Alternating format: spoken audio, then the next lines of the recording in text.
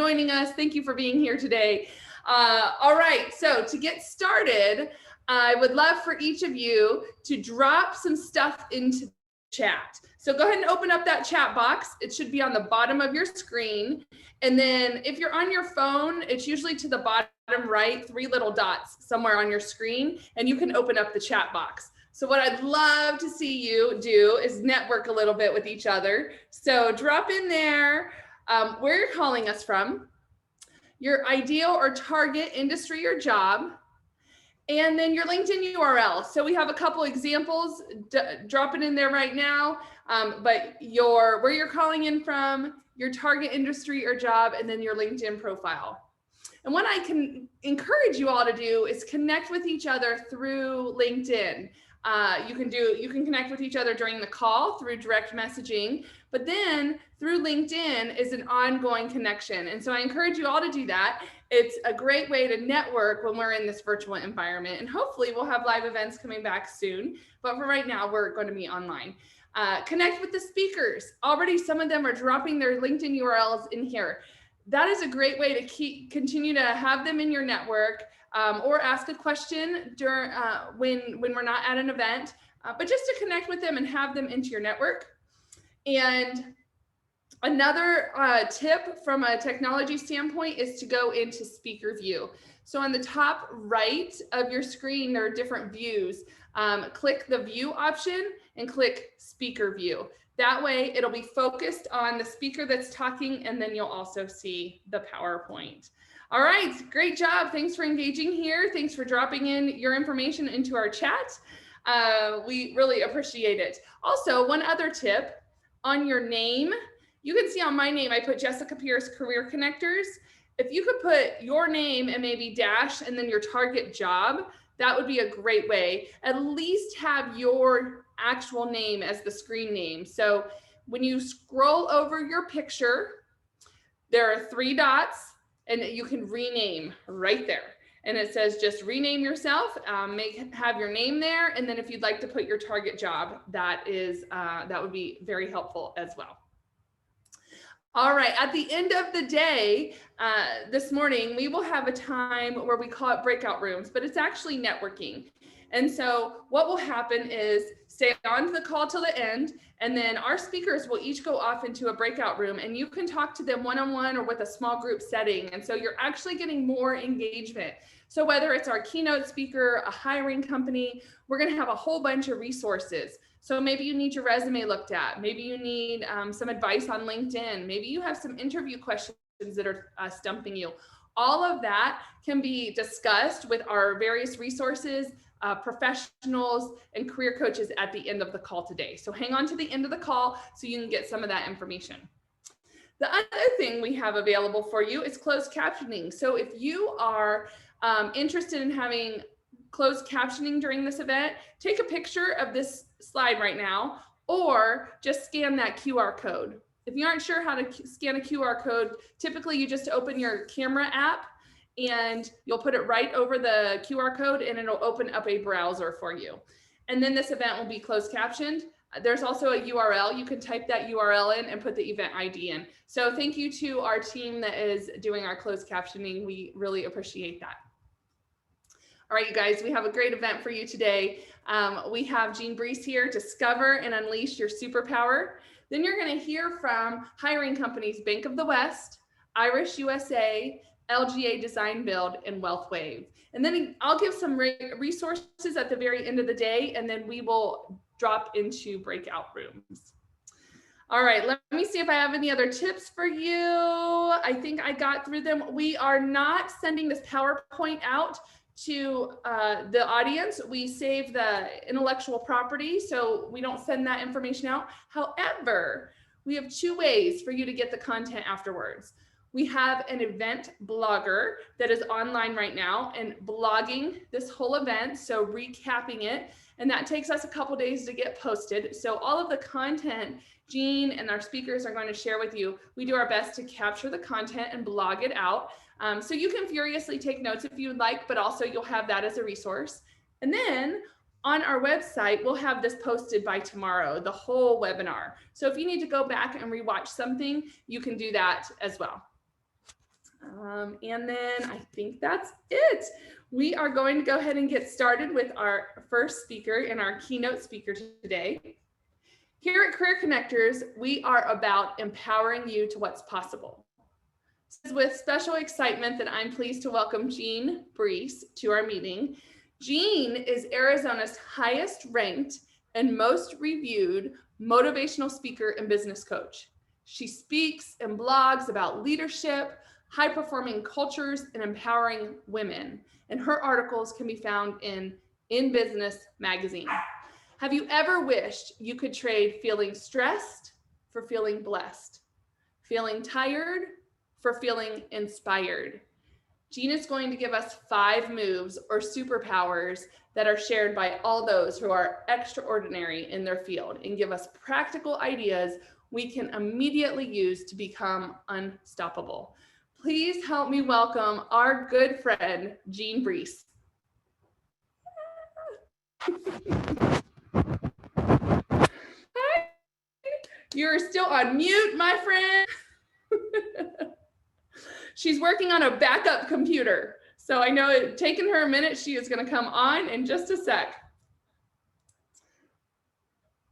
Let's ask her to unmute.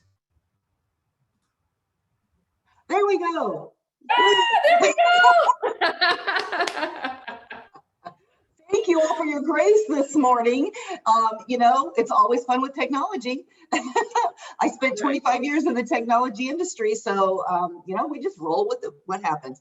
I'm so excited to be here. I love speaking at Career Connectors. I love Jessica and Sheila and the work that everybody does there. So huge love and shout out to everybody. But I got so much goodness to share with you all, and I want to jump right into it. 98% of all people, according to the National Economic Research Institute, 98% of all people will die and never realize their life's dream. 98% will die and never realize their life's dream. I heard this and I thought that can't possibly be true. And then I started to think about it and I thought, who do I know that's living a life they love all the time? And I could probably count those people on my 2 hands. So maybe it is true, but I'm not okay with that. And I don't want you to be okay with that. I want us all to live a life that we love, and it is possible. The good news is there's another statistic out there because people study everything. And it said like 70, I don't remember the exact number, but it was like 72% of all people in America still believe that the American dream is attainable. So why are we here today? We are here because I'm going to share over the next 45 minutes 5 superpowers. I call them superpowers because when you engage them, they have the ability to be life-changing. And I've learned these superpowers over my career, and I'm going to share a little bit about that with you in just a minute. But I've learned all these things. They're true, they're tested, and they've proven results time after time after time. I'm going to share these with you. I'm going to share with you how you can engage them so that you can live the life that you love all the time. Sound good? Okay, I'm seeing a few heads nodding. Okay. You're probably wondering at this point, Jean, why are you qualified to share this information with me? Well, I spent over 25 years in the corporate world creating and leading award-winning teams. Every team I led became known. I was kind of known for taking on new teams or teams that were struggling and taking them to do things that other people thought were impossible. So a lot of what you'll hear today is from my experience at that. I founded a nonprofit organization that supports law enforcement families right here in Phoenix. Some of what you hear is I've learned in that. I currently am the president for the National Association of Women Business Owners here in Phoenix. And of course, I got to be president during the pandemic. My running joke is I'm the only president they've had in their 35-year history that nobody's ever seen in person. So, but during the pandemic, we won a Stevie Award, competing against other women-led nonprofit associations around the world for our response to the pandemic. So probably though, the most interesting thing about me happened when I was 15 years old. And when I was 15 years old, my parents were divorced. I was the oldest of 4 kids. My sister's 12, my brothers were 10 and 5. And it was a couple of weeks before Christmas when this incident happened. And my mom decided to go out on a date one night. And as she was leaving, she turned and left and she waved and she said, "Bye, kids, I'll see you in about 3 days." And we were kind of like, what? That doesn't make sense. So she left and we went about our business, went to bed, got up the next day, and mom hadn't come home. So we went about our business, and day 1 came and went, mom didn't come home. Day 2 came and went, mom didn't come home. Day 3 came, and we thought, you know what? It's day 3. We thought mom was kidding, but yay, mom's coming home today. Day 3 came and went, mom still didn't come home. Day 4, 5 came and went, and mom still hadn't come home. So how many of you, I don't know if you want to put it in the chat or just give me a head nod or wave at me or something, but how many of you know Mr. Rogers? So Mr. Rogers is pretty well known in America. Sometimes when I speak to international audiences, they don't know who he is, but whenever there's a catastrophic event, there's a video that's pulled out by Mr. Rogers. It's Mr. Rogers being interviewed, and the reporter is asking him about catastrophic events and children. And he says when he was a little boy, his mother would tell him whenever there was something tragic or catastrophic happening, look for the helpers. Look for the helpers. It's one of the reasons I love Jessica and Sheila and everybody at Career Connectors. They're helpers. So I thought, I got to do something. I'm the oldest, and it's now a week before Christmas, and we're running out of food. I got to do something. So I called the helpers, and the social workers came. And the first thing the social worker said to me is, "Jean, there are 4 of you, and it's a week before Christmas, and all of the resources that we have already been allocated to other families. We don't have any resources for your family. So I need you to prepare yourself and your brothers and sister for the fact that there's not going to be a Christmas celebration. No Christmas feast, no presents, no Christmas celebration." They thought it would be better if my brothers and sister heard that from me. Well, this was really difficult news to hear, because even though I'm 15 and my mind knows something, your heart still feels things differently, right? Sometimes logic and heart feel differently. So, you know, my mom had just abandoned us. My father was already out of the picture because of the divorce. And now they're telling us that even Santa is not coming.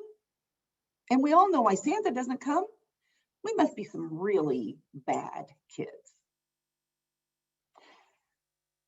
So the second thing that the social worker said to me was, "Jean, it's a week before Christmas, and at any time of the year, it's extremely difficult to put 4 kids into one family, into one place. A week before Christmas, it's just going to be impossible. So I need you to prepare yourself and your brothers and sister for the fact that we are going to have to separate you." Well, if the first news was difficult, this was devastating. Everything that we knew to be true in our whole world had just blown up. Nothing that we believed to be true was true anymore. And now, you know, the only thing we had left was each other. And now they're going to take that away from us too. So I, at 15, became pretty darn angry. I became like the Grinch.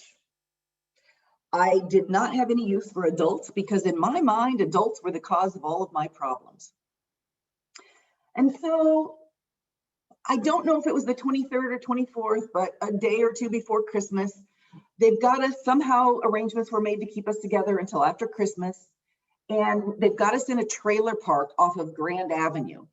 And I see a car pull up, and it's the social worker, and she gets out of the car. And another car pulls up behind her, and more adults start getting out. Well, I don't do adults anymore. So I head back to the back of the trailer, and I get as far away as I can. And I got my arms in defense position. I didn't go out, even though these people came in. So the social worker comes back and she says to me, "Jean, there's a group from a local church and they heard about you and your family, and they're bringing things for you all, and they would really like to meet you. Nope, I'm not meeting anybody. I don't do adults anymore. Please, Jean, they just want to say hi. They just, they're here with some things for you and they would like to give them to you. Nope, no way. I never did go out and meet those people. But that didn't stop them from coming. And they brought gifts, and they brought food, and they brought unconditional love, something we didn't even know existed.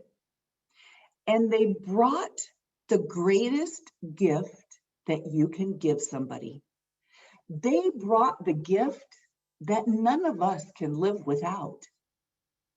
They brought hope. They brought us hope. Everything that I shared with you about all the things that I've accomplished, I went on to do, those folks never heard thank you from me. But as I sit here today, and for many years, as I have been able to look back and reflect on my life, it was that moment that my life was changed with that gift of hope. Because it was in that moment that even though I was closed off and angry, it was in that moment that I made the decision that I was going to live a good life and I was going to become a helper. So they never got to hear thank you. But that didn't stop their kindness from coming. And why do I share this story with you when I speak? For a couple of reasons. Number one, I want you to know that sometimes when I share the superpowers, when I didn't share that part of my story, people would say, that's easy for you, Jean. Look at all these accomplishments you have. Look at all of this. And they would think that my life had been easy. And they would think that all of that was easy. And so I want you to know that when we are talking about success, success doesn't care who you are, what privilege you have, what education you have, what friends you know. Success, living the life you love, only cares about two things. Make up your mind you're going to do it and put in the work. Make up your mind you're going to do it and put in the work. That's it. That's the key to success at anything that you want to accomplish. Now, that's simple, right? But it isn't easy. So that's why I'm going to give you these superpowers that will help you navigate through that. So I want to share with you the secret of success. I want to share with you that success doesn't care about whatever's going on in your life. Whatever privilege you have or don't have doesn't matter. I also want to share with you that I was in the middle of the struggle. This was a transition in my life. And when you're in the middle of the struggle, all the energy that you have is being used up just to keep going, just to keep fighting. So I didn't have any energy or resources to be a gracious receiver. I couldn't do that at that time. But their kindness came anyway and was life-changing. So when you have an opportunity to extend kindness, the people may not always even recognize it in the moment, but that doesn't stop your kindness from making a difference. So every day we have choices to be kind. Choose to be kind, even when the people are crabby, even when they don't know that you're being kind.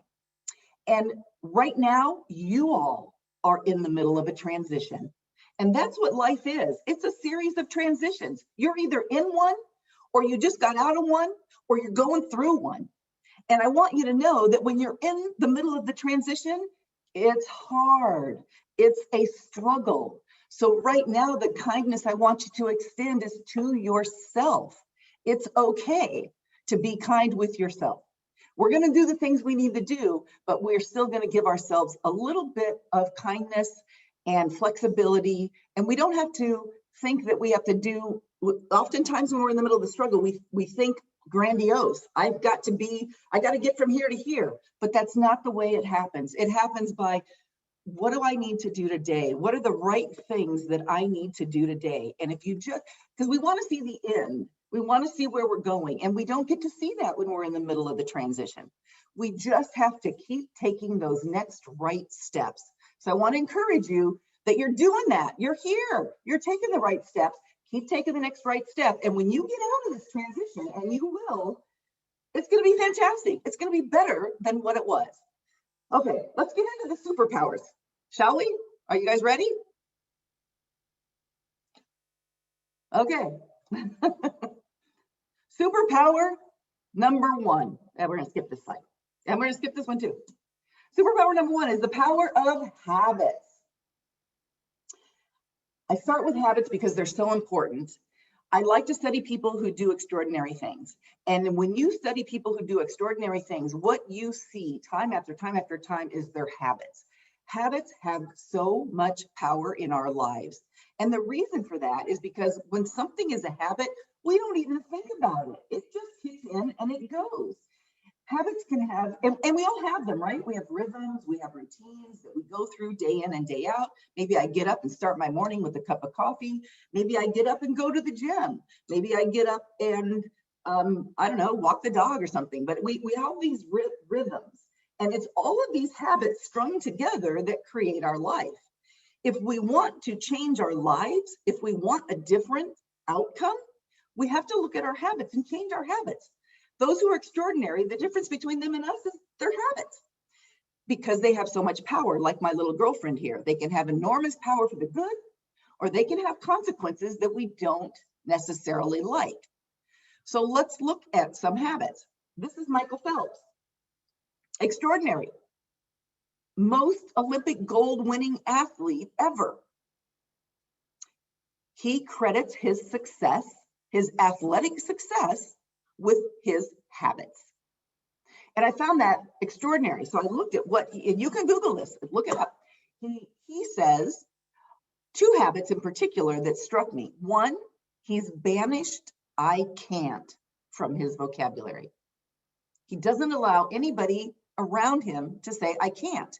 He doesn't allow anybody that works with him to say "I can't," and he doesn't say that. That's really easy for us to think about how we do that in our own personal life, right? Again, simple, not easy. But we focus on that and we ban "I can't." In business, how do we engage that in business? Well, I like to tell the story of the Diamondbacks. I did some work with the Diamondbacks here, and they have a culture that I absolutely love. And everybody in the company knows it, from the janitor to the CEO, and they all live it, and they call it FAWTSY. FAWTSY, FAWTSY. FAWTSY means find a way to say yes. Find a way to say yes. Now, let me give you an example of how I've used that in my own life.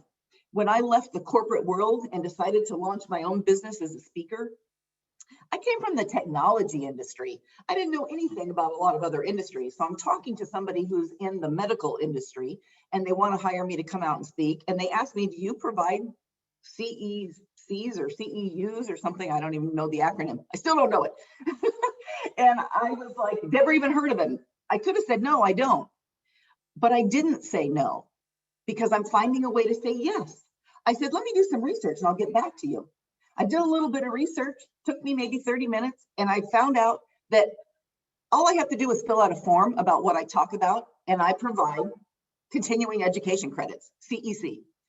I went back, called her back, I booked that engagement, and I booked many more. If I would have said no, I would have lost that engagement. So something to think about when you are talking and looking at new positions. Can you find a way to say yes? I'm going to tell you, I had a client, the statistics tell us that when folks are applying for new jobs, men will apply for a job if they can do about 60% of what is listed as a job requirement.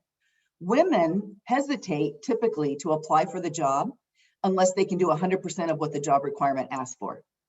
So ladies, you are taking yourself out. If you don't even ask, the answer is no. You're taking yourself out when you look at that.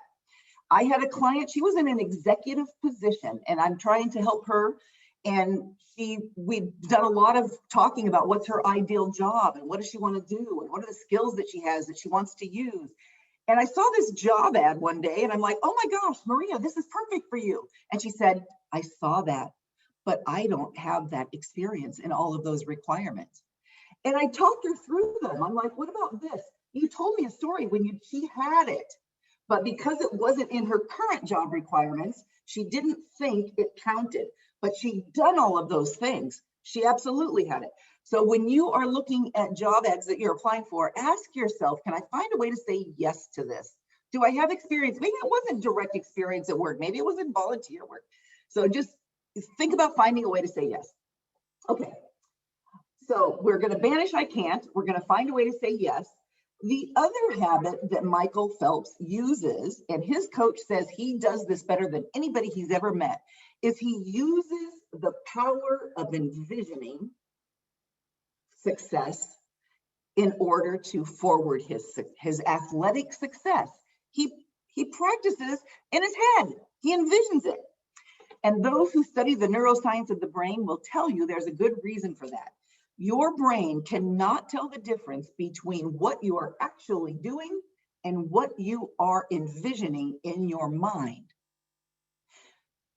The problem is we've trained our brains to say things like, I can't, what if I fail? And then it's a habit that your brain goes into. So we've got to be intentional. Michael Phelps doesn't stop with just envisioning himself successful. He envisions the obstacles he's likely to overcome. He envisions those other swimmers coming up and taking over him, and he envisions himself kicking in that extra to come back and win. He uses the power of envisioning, and that's a habit that he uses to help him with his athletic success. So I'm going to talk a little bit more about how we can use that. Okay, let's look at some of our own habits. And I'm going to move this so I can see them.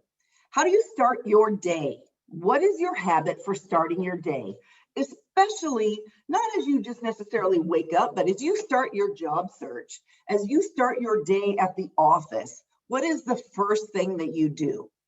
Maybe you guys, some of you can type in here. What's the first thing you do when you're getting started? I'd like to see some answers in the chat so I can. Coffee, yes. And when you're ready to get into it, you're ready to start that job search, you're ready to start your work day, what's the first thing you do? I'm seeing some answers here. Meditate, devotionals, prayer.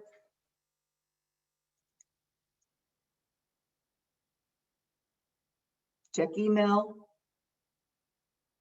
I love the making the bed thing. That's a thing with me too. Okay. A lot of us start our day when we're ready to sit down and get to work, whether that's right now your work is job search, maybe. If that's it, or whether you're sitting down at the office, or whether you're working from home and you're sitting down at your computer, a lot of us start by logging into email. Or maybe we're starting by checking social media. What happens when you log into email? You're sucked in. You are sucked in.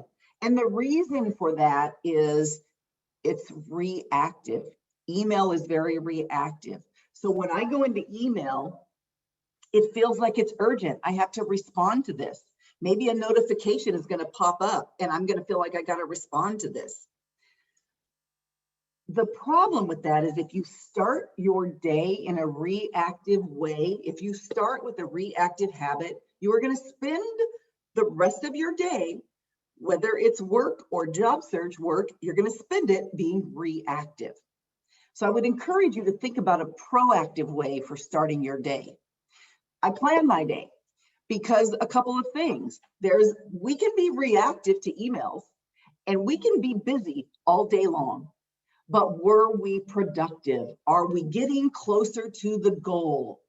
Because there's a difference between being busy and being productive. And I'm a huge believer, everybody's always so busy, I'm so busy, I'm so busy. That is like a status symbol in America, and we need to change that because we need to be productive. We don't need to be busy. And we can be more productive and work less hours if we do this smart. So be proactive. Start with the proactive habit. I plan my day. And I plan my day, I'm going to give you a couple of tips, and then we're going to keep going because we got a lot to cover. But have a 90-day goal. And a 90-day goal is not get a job. That's the outcome that we want. That's the objective.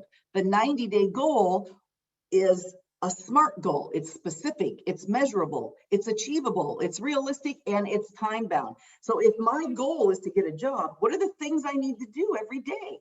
I come from a sales background. We can't control anybody. We can't make anybody do anything. We have to influence people. And right now, if you are job searching, you are trying to influence others to take action to hire you. So if we want to influence others, we have to break into their world. They're not going to come find us. We have to break into their world, and you have to do that by understanding and talking to them and where their pain is.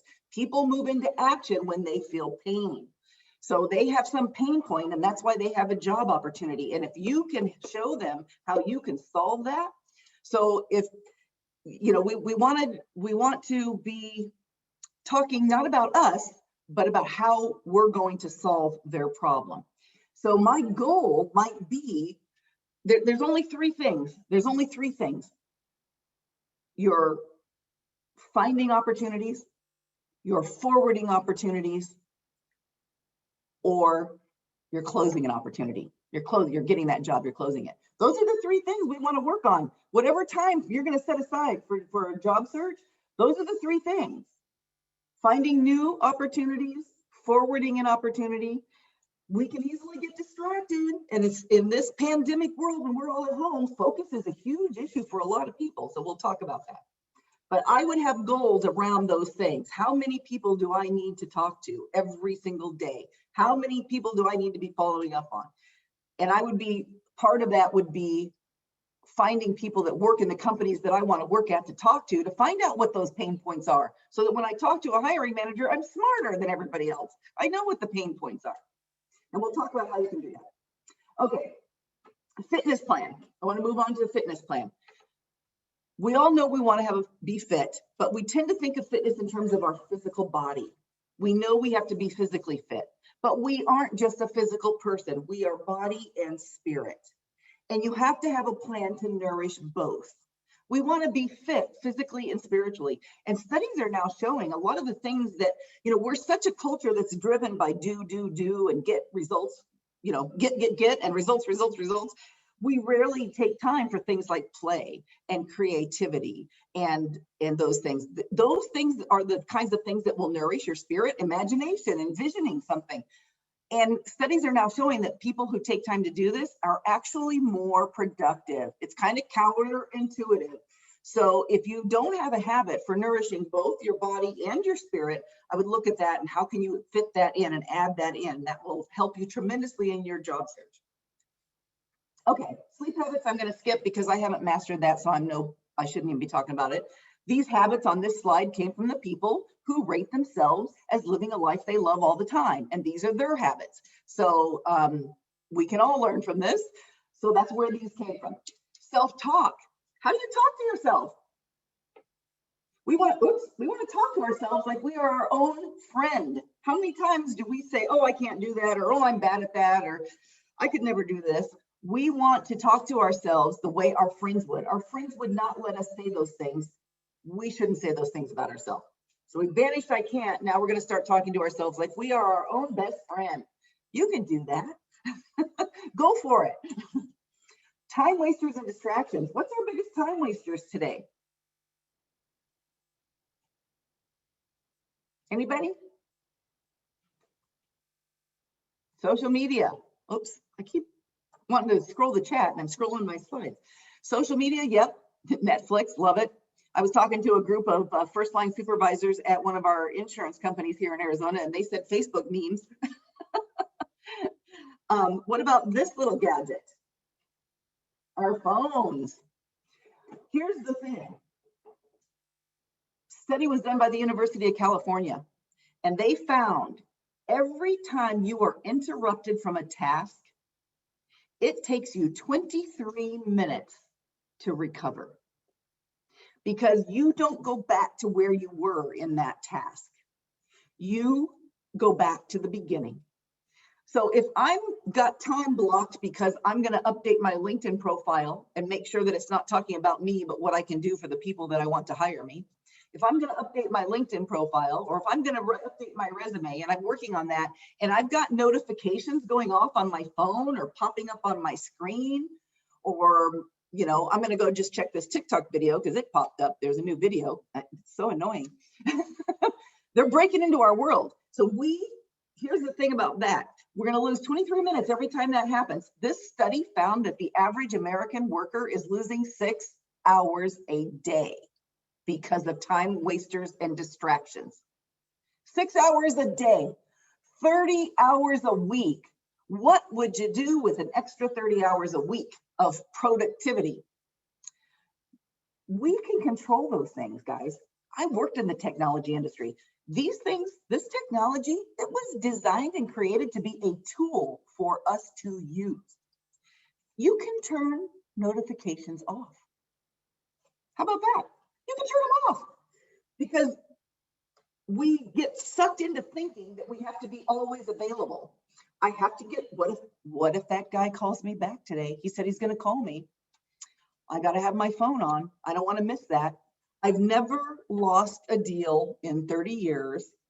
Never lost a deal because I didn't respond right away. I have all of my notifications turned off. Nothing pops up on my screen. Nothing dings on my phone because it fools us when it happens that it's urgent. And there is a difference between urgent and important. And we want to stay on that important task, whatever that task is that we've put on our calendar to do to get us closer to our goals. If we don't put those on our calendar to put those things closer to our goals and we don't follow through and do that, if we respond to all these things going off, we will never get those done. So block your time, do those tasks that support your goals, do those tasks that support your goals, and then block time to go back in and check social media. It's still important. I have to do social media, but I have time blocked to do that in. So I'm not distracted when things pop up. I sit down and do it and don't get interrupted on the other things that I'm doing. Block time to check emails, block time to check your messages. I check it every 2 hours. I've never, people, when I get reviews, they still tell me that I am more responsive than most of the others that they're talking to in my industry. And I've heard that my whole life. And I've been in sales, but I've never had notifications. Only once. There's always an exception, right? Only once. And that was, you know, he was the CIO of a company that was spending $50 million a year with us at AT&T. And so if he called me, there was a big issue. So he got a notification. Nobody else ever. And I've never lost a deal because of it. So you can, I just do that by putting every 2 hours on my calendar, I'm going to go check my email. But the rest of that time, I'm going to work uninterrupted so I can be focused and productive. If Netflix is important to you and TikTok and YouTube, it's okay to put it on your calendar because we're being kind with ourselves. You know what? This makes me feel good right now. I'm going to put some time on here, but I'm going to put some other time on there to help me reach my goals. Is that making sense? Okay. Where are we at here? Waiting for the future. Many times you hear people say, I'm going to write a book when I retire. I'm going to switch, you know, I've always had this dream to start this nonprofit and I'm going to do it when. You hear people saying, I'm going to do it sometime in the future. I'm going to be happy in the future. As soon as I get this new job, my life's going to be great. Here's the thing about that. You know, when your life gets better when you do. Your life gets better when you do. If we're waiting for the future, why would we wait? Let's get better now. If you want to write a book, start writing. Put it on your calendar. Block off 30 minutes every day and start writing. Do it now. Don't wait for the future. If you want to start a nonprofit, now's a great time to explore that. We can easily connect with others on LinkedIn and find somebody who's done it. Talk to them. Just start taking those steps because that's how we get through this. We take those steps and we just take one step at a time. And then the next thing you know, it all opens up and you're there. So don't wait for the future. Let's do it now. Growth mindset, hugely important because everything is growing or dying. A plant, a tree, growing or dying. A relationship, a marriage, growing or dying. A business, growing or dying.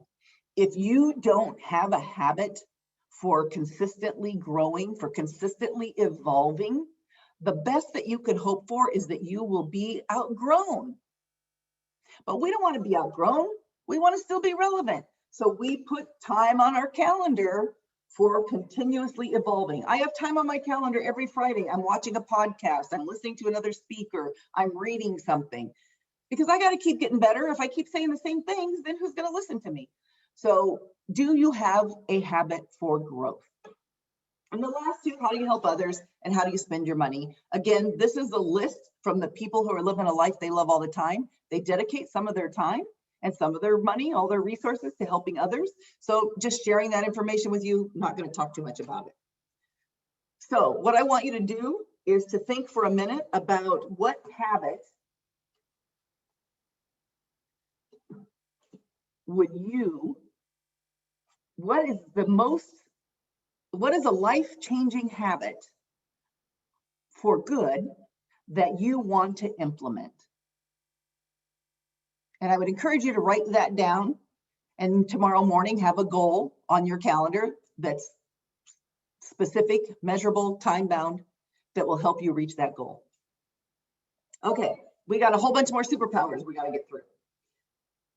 So power number 2, the power of purpose. There are 7 billion people in this world, 7 billion. And yet there is no one that has the same gifts that you do. You were created with those gifts to fulfill your purpose. Same gifts, same skills, same experience. There's nobody that has that. And when you use your gifts, your skills, your experience for your purpose, that is when the magic happens. That is when you become unstoppable. And what I've learned about this, again, we're a culture of doers, so we like to do. We rarely take time to stop and figure out who we are. If you don't know what your gifts are, your gifts will lead you to your purpose because they were given to you to fulfill your purpose. If you don't know what your gifts are, look to the things that you are passionate about. The things that you could do all day long and never get tired of doing. Those are where your gifts lie. So spend some time thinking about that. The number one trait that recruiters are looking for when they want to hire a new leader is purpose. And why is that? Because when you move in your purpose, people will follow you. When you know and move in your purpose, you can influence others to action. And that's the kind of leader. Now, the truth is we're all leaders, right? We're leading somebody. We're leading children. We're in volunteer roles. We're all leading somebody. And even if you don't have a title that's leader, you want to be a leader at work. So, because often the leaders aren't the people with the titles, right? So know your purpose. Spend some time. Now's a great time. Put some time on your calendar and envision that. What's my perfect life look like? Figure out the things that you're passionate about. Here's a little exercise I'm going to give you to how to engage this. I'm skipping. I want you to send an email or text, whatever you prefer, 5 to 7 people and ask them this question. Please tell me 3 things that I do really well and 1 thing that I could be better at. 5 to 7 people. They can be friends, peers, former bosses, former people that worked for you, family. I like to get a mix up there. And 3 things that I do really well, 1 thing that I could be better at. The amateur move is to focus on what we could be better at and think we need to put a plan in place to be better at that. Don't do that, because we are a culture that loves the spectacular. And so maybe I'm mediocre and I put a plan together and now I'm okay. Who cares? Who cares? I want you to know what you could be better at, because if you don't know and you're not aware, you could be vulnerable. I know that I don't like working in spreadsheets. Can I do it? Yes, it drains me. But now that I know that, anytime I have a team, I got somebody on my team who that's their gift. So I don't have to be vulnerable in that area. So I want you to know what you could be better at. I want you to, though, take those strengths, and it's going to be fun for you right now. It's going to be fun for you at any time you do this, but right now, especially because you're going to get back, if you send it to 7 people, 21 things you do really well. So get that information back and pick 1 and put a plan together to become amazing. because we are a culture that loves the spectacular. So put a plan in place to be amazing at something. And the trick here is don't get sucked in to culture. Our culture tells us specific things about what we should be. So I was leading a sales team, 120 people. I got like 7 sales managers and a senior manager. And I did this. And people are telling me, she cares, she cares, she cares. You know, your strength is you care. And I was mad because our culture wants results. And how do I put she cares on my resume? But the truth of the matter is that was my secret sauce. When you use your gifts in your purpose, that's your secret sauce, because that's why my teams were all award-winning teams, because I do care. I cared about everybody on my team being their best. And when everybody on the team is being their best, the team's going to do things people think are impossible. I cared about my clients. So don't get sucked in like I did to, that's not a value. How is that a value? That's not going to make me any money.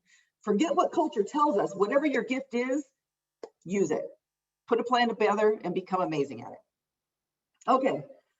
Superpower number 3, power of your beliefs. We talked about this a little bit. We got to quit talking to ourselves in a negative fashion. We've all seen something like this before. Some people think it's a face, 2 faces. Some people think it's a vase. Some people think it's a table. Are all of those things true? Yes, they're all true. Here's the thing about our beliefs.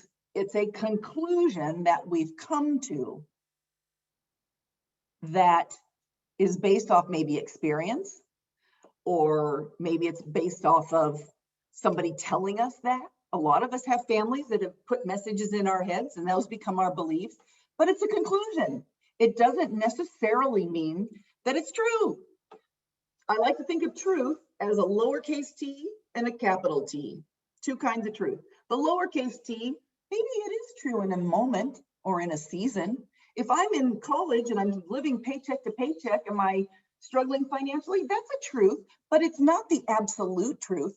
Capital T truth is the absolute truth. It's not the absolute truth about me. That's not going to be my forever truth.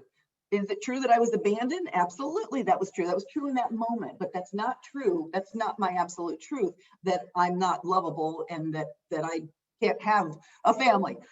So we have to let go of some of those beliefs we have that maybe were given to us by people putting them in our heads. Maybe they were, we've had the experience so many times, so we've accepted that. But maybe that's not true in the new season. This is a new season for us. So we can let go of all those beliefs that might keep us from moving forward. Like, I can't.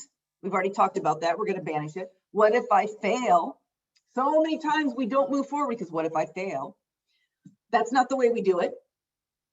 The 4 words of doom, if you say this, if you catch yourself saying this, or if I catch anybody on my team or that I work with saying this, it's a very bad sign because they don't have a growth mindset. But the 4 words of doom, guaranteed you're going to fail if you say this. I already know that. I already know that. If you already know it, you have no room for growth. So let those words go. I shouldn't get my hopes up. It won't make a difference. How about I'm not fill in the blank. I'm not educated enough. I'm not smart enough. I'm not fast enough. I'm not pretty enough. Whatever it is, you know what it is in your head. And so what I want you to do with that is we're going to use Michael Phelps' power of envisioning. I want you to think of what that one thing is. And sometime after today's meeting, I want you to spend some time, close your eyes, and see yourself in that struggle. Whatever it is that's preventing you from moving forward, whatever that thing is, you already know what it is because it runs in your mind automatically. And if we want to change it from running automatically, we've got to change what our brain is sending, the signals, because your brain's already trained to send those signals. What if, for me, it was I'm not educated enough. I'm not educated enough. So see yourself in that struggle. Close your eyes, watch it like you're watching a movie, and then invite the absolute truth in. For me, the absolute truth was I have everything I need. I have everything I need. See how that changes that picture in your mind. Start training yourself for success and winning. Let go so that when your mind wants to say, I'm not whatever it is, the absolute truth comes in. So I've trained my mind whenever I start to think I'm not educated enough, here's the truth. I started feeling that way when I left the corporate world, because everybody I worked with at my level had a college degree. I didn't. I barely got out of high school with living on the streets. When I first started my business, and I thought, I'm not educated enough. And so I didn't want to compete against some of these people that I thought were so much more educated than me. You know what the truth is? Again, I have everything I need. No one in 5 years that's hired me has ever asked me what my education is. They're not hiring me for my education. They're hiring me for the message. So whatever your thing is that's stopping you, find the absolute truth. You can find that in your meditation. You can find that in your prayer. You can find that in scripture. You can find that sometimes through dreams. You can find that through talking to a mentor. Find your absolute truth for whatever those things are that keep you from moving forward, and retrain that brain using the power of envisioning. Hope that's all making sense. Okay, number 4, the power of people. People are hugely important. They're almost as important. They are as important as habits. Right now, you know, people, we weren't made to do things alone. We weren't made that way. I like to say some people are blessings and some people are lessons. There's studies that show that doubling the friends in your circle will have the same effect on your well-being as a 50% increase. This same study also shows that when they hooked people up to everything that measures the stress in your body, your heart rate and your blood pressure and everything that's going on, and they gave them a challenge, the people who just had a friend sitting next to them felt less stress and felt like the challenge was easier than the people who didn't have a friend sitting next to them. Just having a friend by your side. So I really encourage you to look at your circle of people. If you are in a transition right now, and if you are trying to do something maybe new, there are going to be naysayers. And oftentimes those naysayers are the people that love us the most, that we think should be our woohoo crowd. So I want you to look at your circle and consider who are my woohoo crowd. And we want to spend more time with the woohoo crowd. And we're not going to get rid of anybody in our life, but maybe we need to create a little distance right now from the naysayers. So look at your circle, examine the circle. And if you're trying to do something you've never done before, I absolutely encourage you to find somebody who's done it. When I started my speaking business, before I ever left the corporate world, I found people that had done it and had been in it and were in it like 3 to 5 years. And I met with them and I asked them questions. If I'm in your shoes and I'm looking for a job right now, or I'm looking to upscale my job, maybe I'm underemployed and I'm looking to get back to what I want to do and love to do, I am all over LinkedIn. LinkedIn is underutilized. People do not use their existing networks. Even salespeople, I was in sales. I'm gonna tell you, salespeople don't use their existing networks. Start with the people that you know. I would absolutely have on my calendar every day, I'm gonna talk to 10 people that I know on LinkedIn. Start with the people you already know. And then maybe if I've got a job interview, or maybe if I see a job that I'm interested in, or maybe it's just the company I wanna work at and they don't even have a job opportunity, I'm going to go to that company and find out who works there and check their friends and see who I know that knows them. And I'm going to try to get in that way.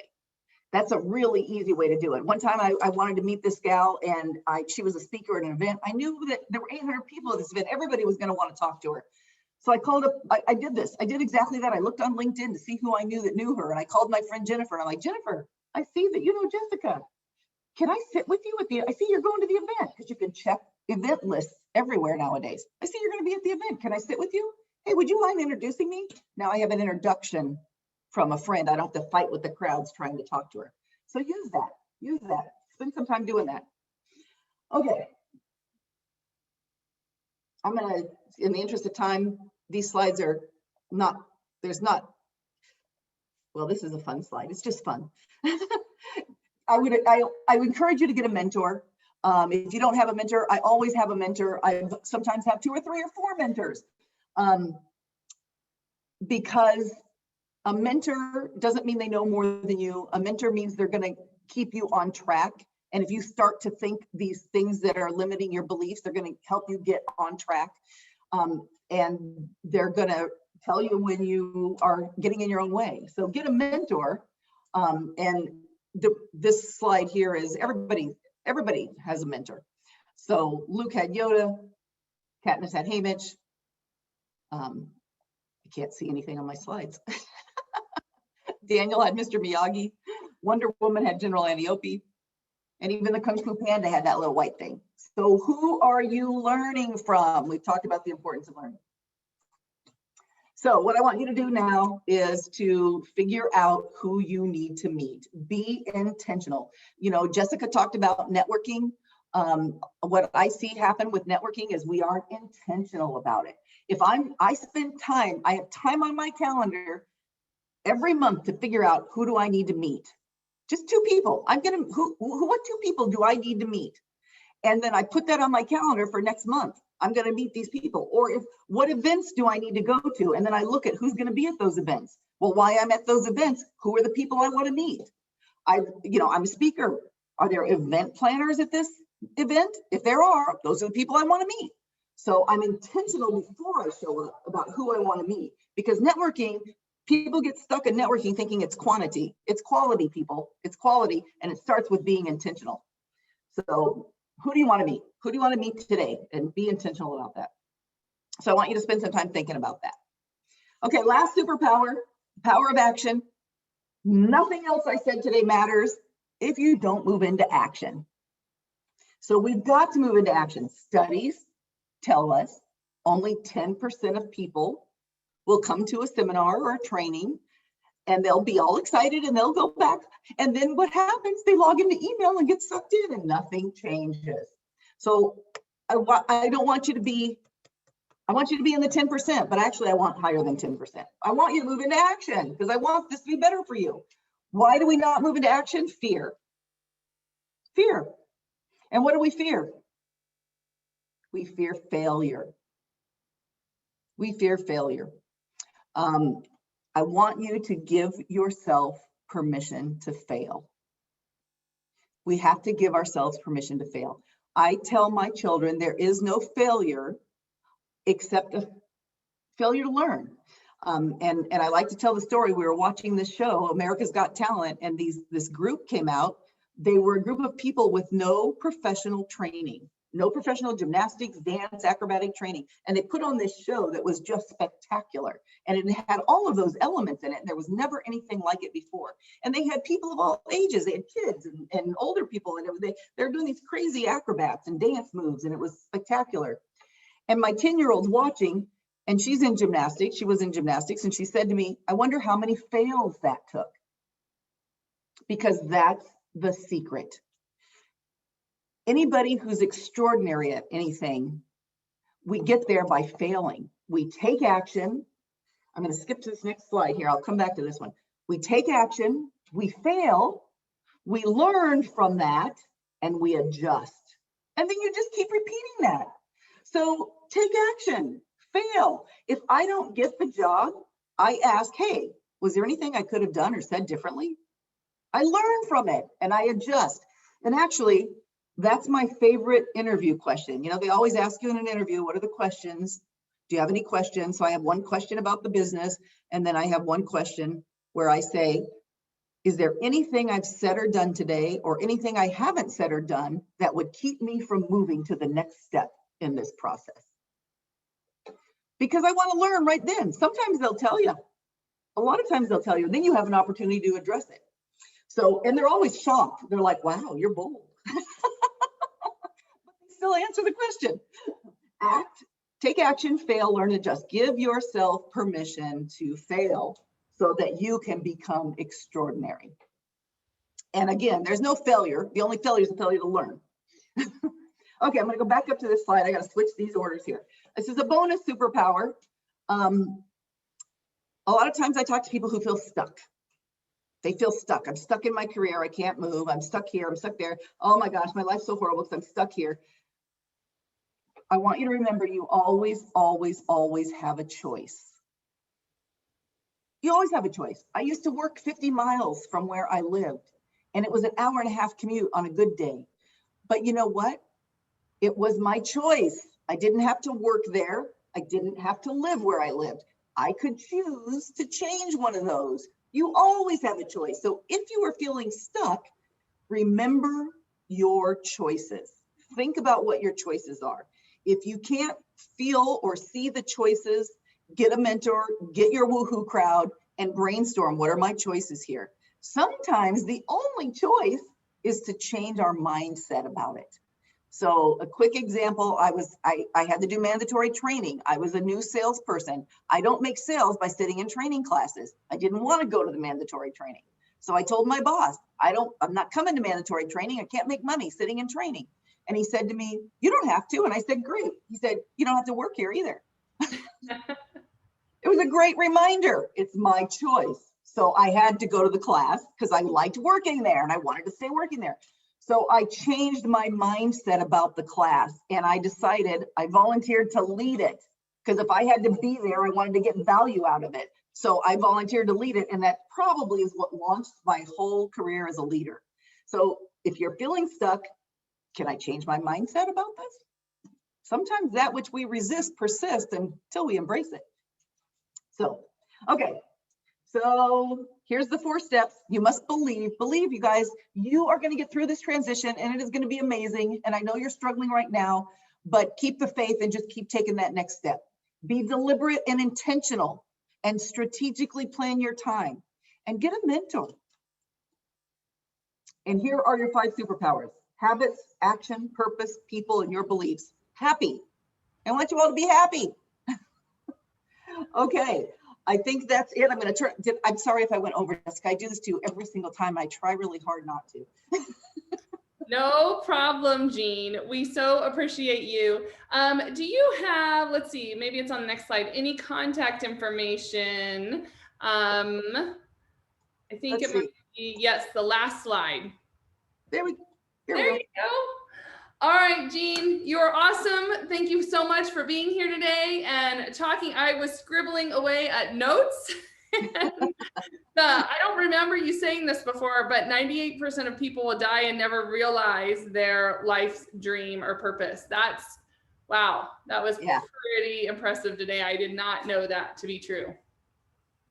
Well, thank you so much. We greatly appreciate you. And this is how we all thank you with a hand wave clap in the virtual world. So thank you. And I'll just mention real fast, I'll be in the breakouts if anybody wants to catch me in the breakout.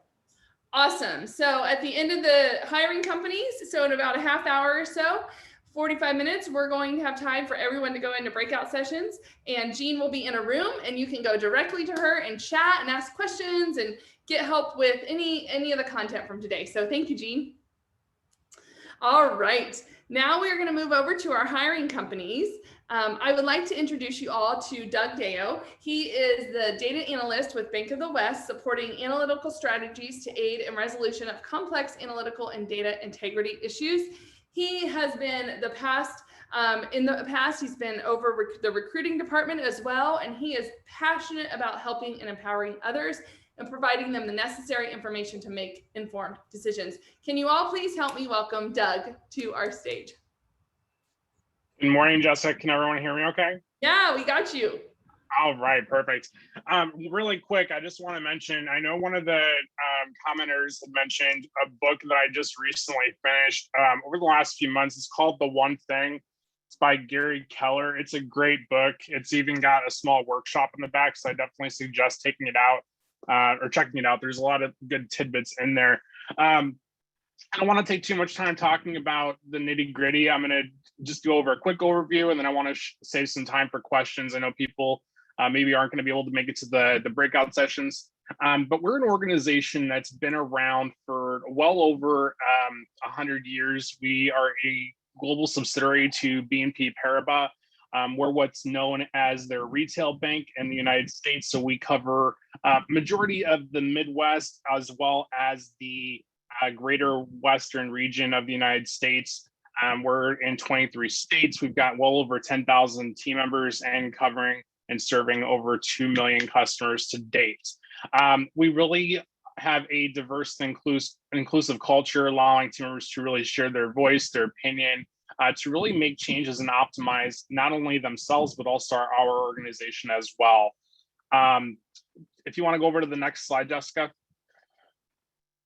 The building that you see during the pandemic, we actually took suit and followed maybe some of the other buildings, and we created a heart just to show our support for the community and the world around us with everything going on. We are off of 1625 West Fountainhead Parkway, so that's going to be the building right off the Broadway curve and the I-10, super easily accessible for most directions. In 2017, we opened this Tempe office, and it holds just over 1,000 team members. We have everything from customer service, mortgage operations, IT, accounting, and finance, as well as risk management, compliance, and much more. Going into the benefits really quick, we do offer a pretty comprehensive benefits listing. Some of the things that aren't on here that we added just this year alone, there's a thing called Gym Pass, where you can pay a one-time fee per month and actually have access to multiple gyms throughout the United States, where no matter where you live, which is super helpful. Because I know if you're like me, I probably put on 15 pounds during quarantine, so I'm looking forward to taking that off in the next few months. 401k with the great employer match up to 6%, generous paid holidays, as well as up to 4 weeks paid time vacation, depending on your level, as well as discounted rates on products and services through Bank of the West. Going into current openings, we have quite a few right now. The majority are really going to be within IT, mortgage operations, loan operations, and banking specifically. So looking for mortgage processors, a lot of those SBA, PPP loans are still being processed, and we have other loan programs that were driven by the government that we're still supporting. Our IT team is growing huge. We're doing a lot of stuff internally to improve our internal systems, as well as increase the functionality of a lot of our current products that our customers are using. So that's been a huge development, as well as some additional risk and compliance opportunities within the organization due to the federal regulations that have come out of the pandemic. So those are all areas of opportunity for growth for us. One note I did want to make is in association to CDC guidelines and best practices, Bank of the West is actually planning to go back to the office as of June 1st. These plans can change as needed depending on the CDC guidelines. But we're doing a phased return. We're not all jumping ship and just going right back to the office. We'll probably have a good 30% or so go back next month, and then we'll stagger them every 4 to 6 months, depending. But that's a high-level overview of our organization and the current openings we have. If you would like any more information on the postings, just do a quick search at bankofthewest.com/careers. If you do have any questions regarding any of those specific positions that I listed, there is confirmation on the next slide of some of my colleagues that you can reach out to. Nelson is a dear and close friend of mine. He does operations, loan ops, risk, and compliance. Han is another dear colleague of mine that does IT. And then Tammy Swartbegger deals a lot with mortgage operations as a whole. Otherwise, you can always feel free to reach out to me if you don't see the information for those respective business lines that you're interested in. More than happy to answer any questions as I'm able. But want to leave the opportunity to answer any questions that you all might have in relation to the bank and how I can best assist you with that information. Great. Thank you so much, Doug. So if you have questions for Doug, just drop it in the chat and he can answer some of those questions. A lot of great jobs. Bank of the West is growing. And so, Doug, thank you so much for being here today. We appreciate you. Absolutely. Great to be here. All right. So now moving on into Iris USA, and we would like to introduce Christina Ruddy. She is the HR manager over the recruiting department, and she has been with Iris for 3 years. Welcome, Christina. Hi, thank you for having me today. So a little bit about our company. I work for Iris USA. We are a small portion of really a larger picture. Our parent company is called Iris Toyama. They're located in Japan, and they're actually globally operated. They're in the Netherlands and France, Korea, so they're everywhere. As far as our US sector, USA has 4 different areas, and the surprise location is our corporate office. And then we also do have other locations in Wisconsin, Pennsylvania, as well as Texas.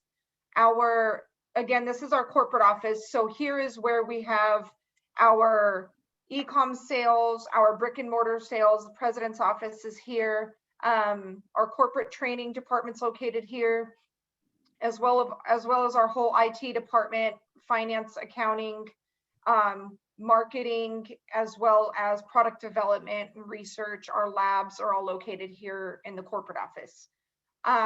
We're growing rapidly. We were fortunate enough to be deemed essential when the pandemic started by some of our customers. And so we were able to remain in operation and not have to lay employees off. Our business actually ramped up a lot as opposed to what a lot of other companies were unfortunately having to lay people off. We started working with some other companies to be able to take their employees to keep people employed as much as possible. So that was really nice. We make plastic storage containers of all sorts, and then including things like pet pens, cat litter boxes, all different. We're a plastic injection molding facility. So anything that's in that realm of if it's plastic, you could pretty much imagine that we are making it here. In addition to that, because we do have companies overseas, we do have a lot of imported product that's ready to assemble furniture, appliances, and just a variety of things like that. We do have one of our most popular items is our Wuzu fan, and it's one of the top selling fans on Amazon. And Costco is also selling out of those every time it kind of hits the floors. So those are just a couple of the different things that we do here at Iris. Again, like I said, we are growing rapidly and recruiting a lot. So some of our positions that we do have open here at Iris, this is more coming from our surprise perspective, but I did drop our link to our career page in the chat. And so you can look at all of our positions at every facility that we have there. But as far as our surprise location, we do have a buyer position open, and they're really helping in our purchasing department. They're going to be purchasing resin from overseas. They could be purchasing rail cars. It could be a variety of different things that they're purchasing, working on negotiating contracts in different situations like that. And then for our IT department, we have 2 programmer positions open, as well as 2 full stack web developer positions open. Those positions can either be located in they can be located in Wisconsin or Arizona. And then we do have a corporate recruiter position open, thank gosh, because we have a lot of positions that we're recruiting for. So that is one that will be located here in Arizona. And then we have an HR project coordinator position. And then we have a quality assurance inspector, quality control inspector. They're really focusing on the quality of our products and handling maybe customer issues as far as quality or different things that they see coming about. The quality control is coming more from right when it's coming off of the line. They're checking the quality, making sure the color is up to spec and that everything is looking good right when it's being produced. And then a plastic injection molding technician. That's going to be in our production department. The position is really called a process engineer, but it's not really a process engineer. It's not engineer at all. So I called it a plastic injection molding technician. They're really working directly with our plastic injection machines, troubleshooting them, doing maintenance, setting our molds in addition to learning to work with the robots and learning, because everything's automated. So they're learning to work with a lot of the robots and programming the robots. And so it's kind of a really cool one that you're going to learn to grow in really quickly. So that position's really cool. And then we also have several entry-level distribution and production positions available as well. And those just range from, it could be an assembler position to a machine employee to a forklift operating position. So those are a few of our positions that we have available. As far as our benefits go, we have very rich benefits because we are, we're owned by a company in Japan. In Japan, they kind of take full care of their employees and are sure that everything's taken care of for them. And so it's really important for them to have something similar to that here. So we do offer our health and dental, and then that's available to hourly employees after 60 days, and then salary employees after 30 days. In addition to that, we have 401k with a company match, and we also have company paid vision, and then company paid life insurance, short and long-term disability, and then we have an employee assistance program.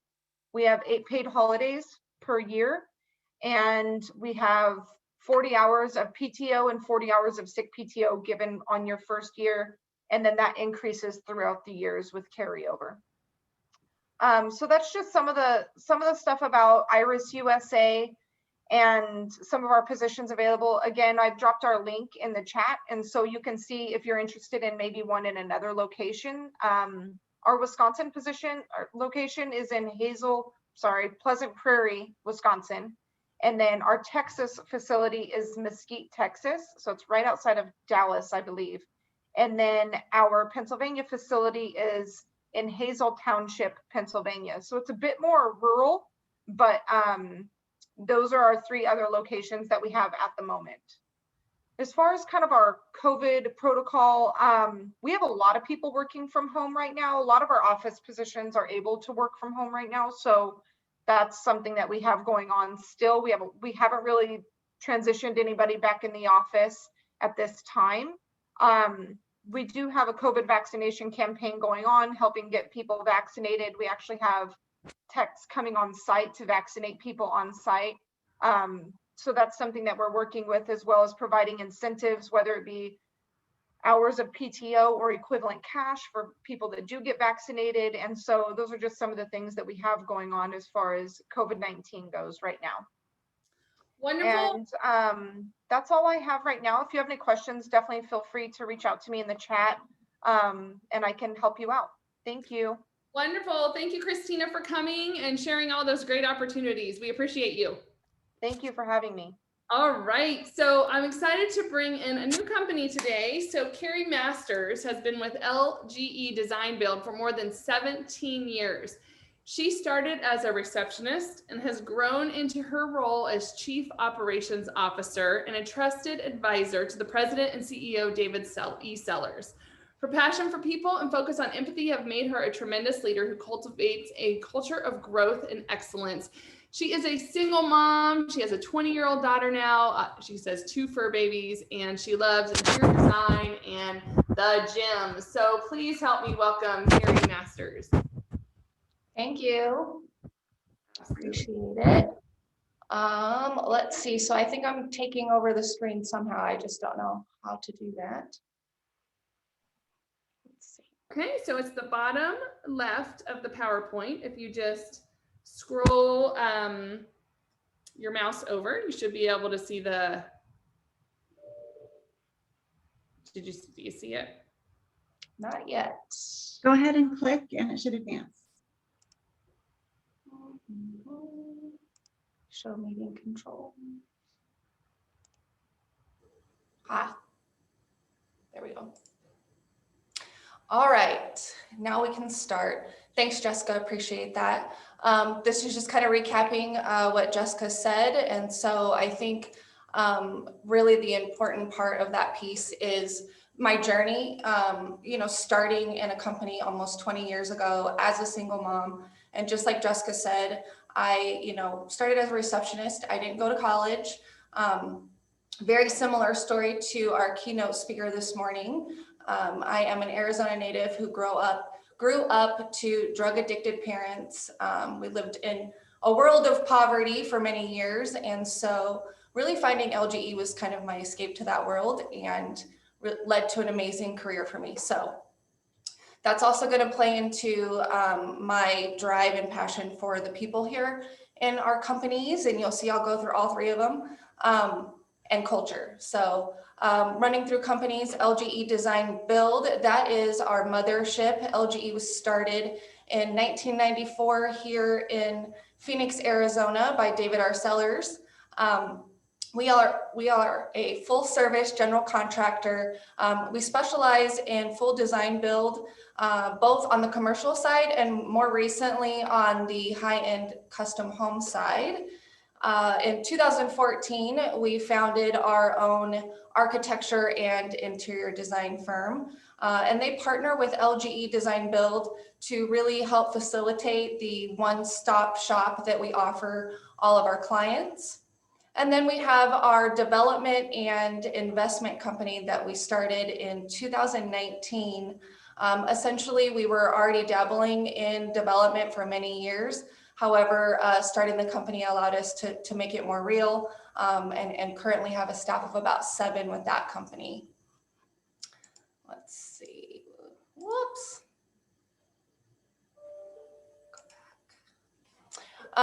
Talking about some of the service offerings within each company, LGE DesignBuild, again, that is the general construction company that we run. We are really sweet in the tenant improvement, remodel, build to suit, entitlement, and custom home offerings. LGE Design Group is a full interior and architecture firm. So architecture, interior design, conceptual design, site renderings, preliminary pricing, design review, and design admin are service offerings within that particular firm. And then with Creation RE, real estate site acquisition, property management, and project ownership. And then the hospitality side of that would be bars and restaurants. And so we currently manage and run a handful of restaurant and bars, along with designing and building the real estate side of it as well. And then we dabble in alternative investments. So we currently own a couple soccer teams in different countries, along with cannabis companies, like I said, restaurants, and a bunch of other fun stuff. Going into culture, which is my favorite part, and I probably could talk to you guys for 30 to 40 minutes on just culture. So I'm going to try to speed through it. Culture is very important to me. I came into an industry, a long time ago that is male dominated, number one. And number two, really had that rough, gruff, me man, you woman type of culture. And so I knew really out the gate that it was something that, given an opportunity to change it, I wanted to do that. And so a handful of years ago, I want to say it's been 6 years now, I created what we call here at our office, the Values Committee. It is a team of people who are non-management and non-leadership from different departments and companies, and they huddle up once a week and really just ensure that the company is feeling recognized, appreciated, and that everybody's aligning with what our company culture and value system is. So they created all of our mission statement and our company values. It took them, I want to say, 3 months of consistent hard work. And really they are very passionate about it, and everybody else in our company is as well. So our core values would be proactive, dependability, quality, and communication. And we really do lead with those at the forefront and all of our decision making, including how we recruit, hire, and retain our talent. Going into additional culture items that you won't see on the slide and benefits, we are currently at about 85 people right now through all 3 companies. We are Arizona based here in Phoenix. However, we have an office in Dallas, Texas that has about 8 employees. And so we are actively hiring in both states. And our culture and benefits and all that fun stuff translate over into the other state as well. And anywhere that we would be. So as far as culture goes, we do have coffee and beer and kombucha on tap. We have an open office environment with Nerf guns flying around. We do have cornhole or bags, whichever term you use, out on a big open patio with music playing, a custom gas grill, lights and heaters for certain parts of the year. We are a fully furnished kitchen with goodies year round. We are very health conscious, so we do have a full service gym with personal trainers that come in 2 days a week. They work with our staff, not just on their fitness, but also achieving any diet goals that they have, as well as wellness in general. With the gym, we do have 2 full locker rooms for men and women, breakout private phone rooms for personal phone calls. Maybe you want private time or quiet time to focus on a project. It is open door policy, everybody collaborates together. So team oriented and collaborative are extremely important for anybody looking to thrive in our environment. We have early out Fridays. So while we're a company full of professionals, The majority of us are salary paid. We do consider ourselves a 40-hour work week. However, we have early out Fridays, which basically mean if you get your work done and you feel like you can get a head start on your weekend, we encourage you to leave at 3 o'clock on Friday. You get your birthday off and paid, and that does not impact your PTO. You get 15 days of paid time off per year until you hit key milestones 5, 10, 15, 20, and 25. You do get all major holidays paid. Right now we have about 18 holidays paid because we do shut down from Christmas Eve through New Year's. Let's see, benefits. We've got the whole conglomerate from medical, dental, vision. Those are a percentage taken out of the employee's pay, somewhere around 3 to 5%. But short-term disability and long-term disability are paid for in full by LGE for every employee. We also pay for a $25,000 life insurance policy for you, and you do have the ability to buy up and add on to your dependents. And then with our 401k, we do not have a vesting schedule, which is very unique, not just in our industry, but in general. So you are fully vested the day that you start. For every 5% the employee contributes, LGE matches dollar for dollar up to 4%. We have company-wide bonuses. So our bonuses are all based on the health of the company. We are a transparent company and go over all that every quarter. And so every role and every human being in this building is what we require to do what we do every single day. And so y'all are bonused to the exact same way. I ran through that very, very fast. So of course, if there's any questions on that, I will be in the breakout sessions and am happy to talk a bunch more on culture and all the amazing things that the people do here every day. Moving on to open positions, like I said, we do have 3 different companies. I am the COO and am very involved in the hiring. Like I said, the culture and the people are really what's most important to me. And so I am going to be in the interviews of every single person. And I do spend a lot of time on the cultural side of things, just making sure the alignment is there. We want to ensure that we're bringing in people that are here for the right reasons and that are going to set our team up for success and will allow us to do the same for you. Open positions, LGE Design Group, which is our architecture firm. We're currently looking for 2 project architects, one in Arizona and one in Dallas. We're also looking for architectural project directors, otherwise known in the industry as project managers with our architecture firm. I'm looking for 2 of those as well, one in Dallas and one in Phoenix. We are looking for a business development professional for LGE DesignBuild, which is the commercial general contractor, and we are looking for that role out here in our Phoenix office. We're also looking for a staff accountant out here in Phoenix for LGE DesignBuild, and in our Texas office, LGE DesignBuild is looking for a project manager estimator. All of our roles can be found on our website at lgedesignbuild.com/careers. They are updated literally in the moment, so it's always up to date.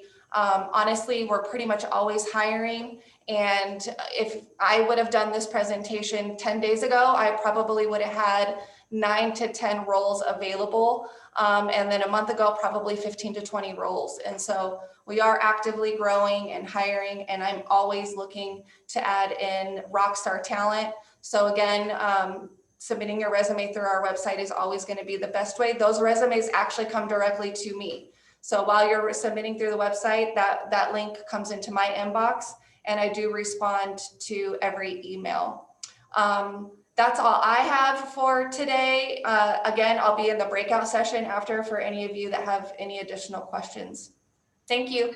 Yes, Carrie, thank you so much for being here. I love hearing about this company and your company. We have been hearing that this industry is going to have 225,000 job openings by this time next year. Yeah. And so it's really important to understand that people from skilled trades through professionals to entry level, like there is a spot for you. So thank you so much, Carrie, for coming in and sharing about what you guys have going on. Thank you. All right, so now we're going to move over to Jason Wiseman with WealthWave. And so one of the things the pandemic has done is many people have asked us about many different types of opportunities. And so we went out to our network and found some organizations and companies that did things a little bit differently. And so Jason Wiseman is here to explain that to you about being some type of business ownership. It's kind of not traditional, not MLM, but not traditional. And so something for many of you, and some of you have taken action on this. So I would like to introduce Jason Wiseman. He spent 2 decades in the corporate world in the semiconductor industry. And his business experience has ranged from owning his own consulting firm to purchasing a franchise that he and his wife ran. The past 15 years, he has been spent managing his own agency. He's been recognized for his performance in the top 500, been featured on the cover of Business and Finance magazine, and is a multiple 6-figure earner. Jason co-authored a best-selling book called Winning Ways, and he's been married for 29 years. They have 2 kids and is a senior marketing director for WealthWave. Welcome, Jason. I think you're on mute, Jason. Let's see, did he? Okay, got it. Sorry, I couldn't unmute with the screen. Would you mind sharing the screen again? Sorry. Coming right up. Sorry about that. I was desperately searching for it and I couldn't find it. By the way, I've been thoroughly enjoyed all of the presenters. I thought the keynote was awesome, and you know, beer on tap. That's going to get a lot of applications for sure. That was awesome. So thank you for that great introduction. My name is Jason Wiseman, as Jessica said, and I have been with our firm since 2007. Like many of you and like so many of our fellow Americans, I had worked in the corporate world for almost 20 years, as Jessica said, and was really looking for some help with retirement planning. I had always, you know, managed my 401k myself, worked for a number of different companies during that time frame, had big positions. You know, I have a bachelor's degree, I have an associate's degree, my wife is educated. But this money thing just seemed to not be working right for us. And so I sought out some help through my CPA. He introduced me to a gentleman that sat down and did some money education with us. And I'm forever grateful that that happened. Oops, let me go back one here. So we learned some money lessons, you know, lessons about taxes, lessons about compound interest and time value of money, and all these things that I did not learn in school. Not any of my schooling did I ever take a how money works class. And so over the past several years, that's what I have been doing, is really teaching people some what should be basic fundamentals about money, how it works, how we should invest, the importance of time, the importance of patience, dollar cost averaging, and so on and so forth. We created our own education platform. And last year's #1 best-selling and most distributed personal finance book called How Money Works, Stop Being a Sucker. And if you'd like a copy of this, just email me. There'll be an opportunity to email me at the end, and I'm happy to get you a copy. And it has been a game changer for us in terms of our education and how we deliver it. So our vision for our company is to teach people about money and get rid of financial illiteracy. There's a ton of illiteracy in the world today about how money really works. It's the #1 economic crisis in the world today is money. Our mission is really to serve families. So if you like the idea of serving people, you know, one of my mentors in business here said to me, you know, don't worry about the money. Don't worry about how big you get and how big your agency is. He says, just go serve people. Living a life of service will be the most rewarding thing that you do. Now, it so happens that we do get paid pretty well for what we do on top of that, but keeping that priority in #1 position has served us very, very well in serving people. We also want to roll this out in a way that it's easy to teach children so the parents can learn it. But then also the education that we give them and the materials that we have, it's pretty easy to teach a kid the value of saving and investing, compound interest, time value of money, the right type of insurance they should have, so on and so forth. And we want to empower people to live a life on their terms again and prepare well for retirement. So what we did is we took what I entered into the business back in 2007 with a program that we called Championing the Cause of a Part-Time Person. One of the things that stops people from moving into entrepreneurship is this idea of just picking up and leaving the job, the paycheck, the benefits, and so on and so forth, and then jumping into that sea. And it is a scary proposition. I've done it 2 different times, and it is a little bit frightening. But to be able to do it on a part-time basis, that completely changes things. And then to have the one-on-one coaching and mentorship, not from theory, but from people that have actually walked the path and made that transition, is remarkably important and beneficial to the part-time individual. And so we changed that up over the last year, and we called it E to E, employee to entrepreneur. And so we've got an entire program designed and built specifically for people to transition from being in their full-time career, or if they're even transitioning careers, to becoming an entrepreneur from being an employee. And the path is there. It's very well defined and not terribly challenging to do, other than it just takes effort, like anything else that we do in life. Okay. And so the training and mentorship is there. The education is incredible. We've delivered education to over 350,000 families over the last 12 months. Our book has been featured on 140 different television shows, ranging from CNBC to Fox News, CBS. It's been on Channel 3 here a number of times right here in Arizona, where there's interviews with the 2 co-authors. And money has been a very hot topic, as you can imagine, over the last 12 months with everything that's happened in our society. So why would you choose our platform as a way to maybe make that transition? I'll just share a couple of thoughts with you. Number one, we're disrupting an industry that frankly is old and staunchy and doesn't grow. And because it doesn't grow, what's happened in the financial world is they've just shifted their focus to the top 2 to 5% of high net worth individuals. So all the big name companies that you're familiar with are really scratching and clawing for people with $1 million to invest or $2 million. And now, you know, the minimum for real live money management and advisors, like $500,000. And we just don't think it should be that way. So because of that, they don't grow. They grow through acquisition, but they don't grow through talent acquisition because they've just given up on it, basically. When I started with our firm in 2007, our overall company had 11,000 licensed people here in the United States and Canada. And today we have over 50,000. And those 50,000 people are primarily focused on the middle American population that gets overlooked by the industry. So we're a model that was built and designed for growth.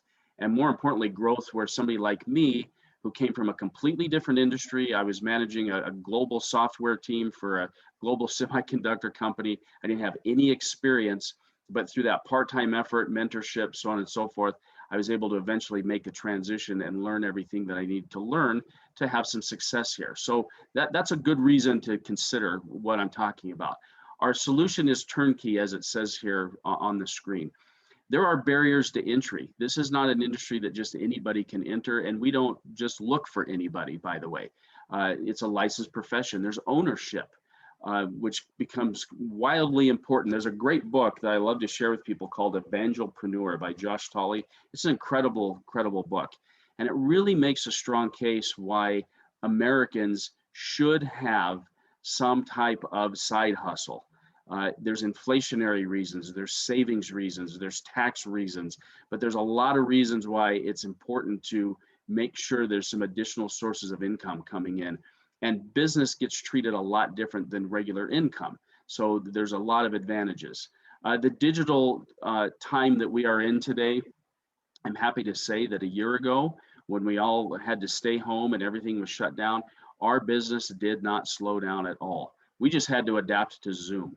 We didn't have to go create a platform. We didn't have to create anything digital. It was already there and in place, and it's still growing and going fast. I mentioned the part-time piece of it. That's crazy important to a lot of people.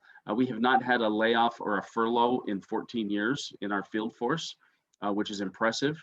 The mentorship and training is hands-on, as I said, and we've got a long history of helping families. And so, you know, what I would share with you is a couple of things. You know, oftentimes, you know, I wanted to enter business not so much to make $1 million right now today when I started, but I didn't have a pension from any of the firms that I had worked at. Obviously, I needed help with my investing. I could tell that wasn't on track. And so for me, I was reminded of the story of the shade tree. You know, it's getting to be summertime here in Phoenix, and so it's going to be 120 here pretty soon. And we like the shade when it's summertime. But, you know, if you want the shade, somebody had to plant the tree, you know, 5-10 years ago. And so I personally looked at this as planting a seed for shade a little bit later on in life, you know, that equity build that could provide some secure retirement for myself and my family. So here's what I always do. Again, if you want the book, you can email me. This is my email right here. It comes directly to me. If you capture this QR code, that's also going to send me an email. And tomorrow at 10 a.m. Pacific time or Arizona time, since we don't ever change, I'm happy to do a one-on-one with you as a group, as an individual, and cover a few more things about our company and different things that we do. But if you like the idea of serving people and making some money and putting your family in a position where, you know, you are in the driver's seat, and as big as you can dream, you can build a business to meet those dreams, then I think it's worth us having a conversation and just exploring what that option might look like for you. And if it's a fit, fine. And if not, that's okay too. I'm happy to share information with you. But that's what I do. And I'll do that tomorrow at 10 a.m. And hopefully I'll see a few of you on there tomorrow. So that's what I got for you today, Jessica. Thank you. Awesome. Thank you, Jason. Loved your book. So I'm going to piggyback on that. Loved your book, How Money Works. And then also, and I dropped the link of this one in the chat, Evangelpreneur. That was your recommendation for me. I listened to that, and I'm telling you, I walk in the mornings and I was like, I was walking with a mission listening to him. I was on fire.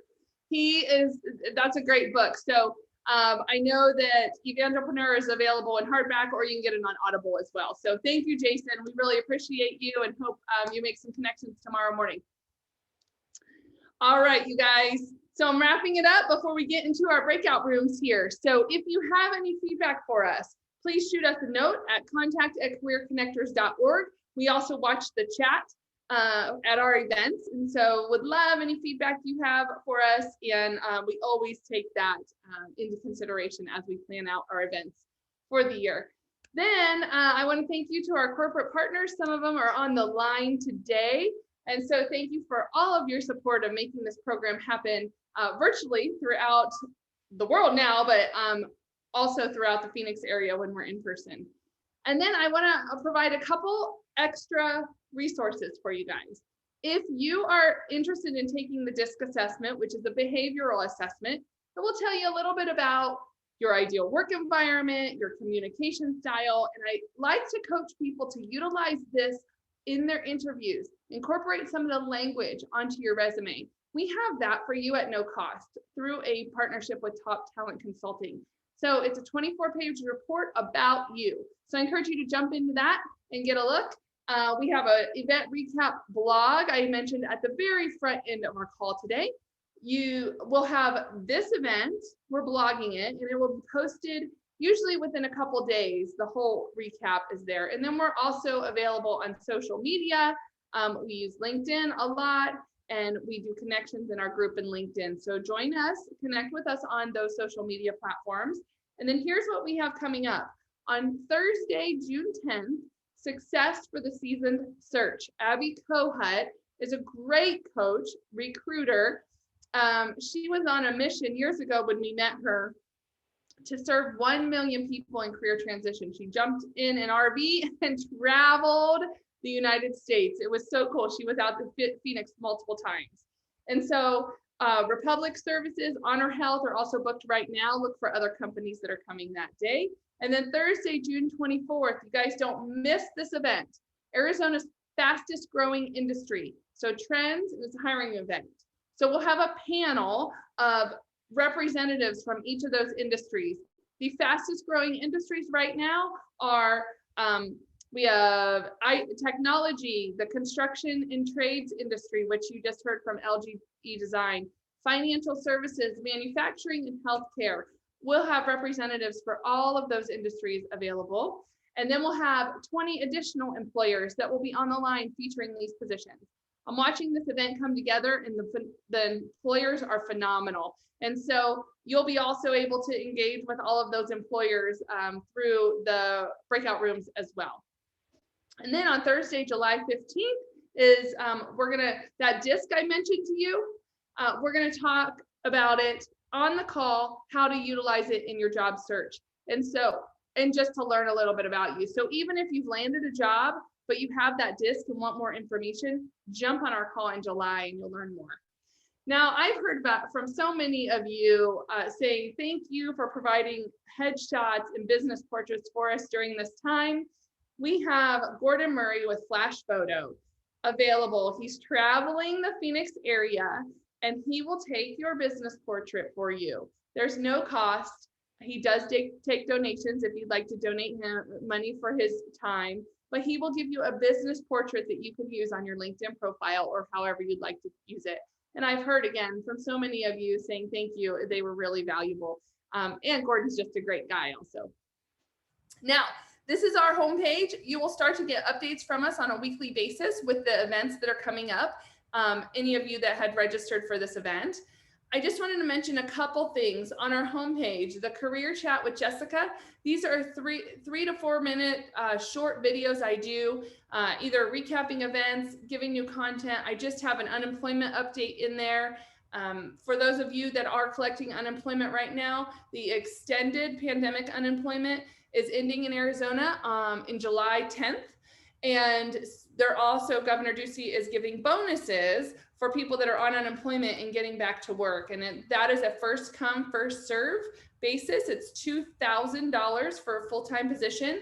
And that is paid out 10 weeks after you're at your employer. So things like that, I'm updating in that career chat. And then on the CC webinars, those are these webinar events. And so this event will be posted there later today if you'd like to go back and review any of it. All right, thank you so much to our volunteers. We have about 125 volunteers that give their time to support this program. So woohoo!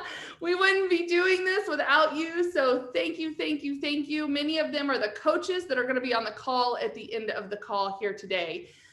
We also are in need of more volunteers. So if you are a writer and you like to blog, that's one of the key positions we have open right now. As you probably know, we are a 501c3 nonprofit. We provide these events at no cost. And we have a team and a staff and a lot of expenses to run this program. So when you get back to work, if you would like to donate, we would greatly appreciate it. We just got a $450 donation by somebody this week that had landed a job because she wanted to pay it forward and pay for 10 people that are going through career transition. So thank you so much. We greatly appreciate any donations, but it costs us $42 per person to run this program. All right, after I sign off here, Sheila is going to jump in and walk you guys through the breakout session. And I just want to say thank you again for being here. Thank you for engaging. This is what makes it work with networking and getting in connection.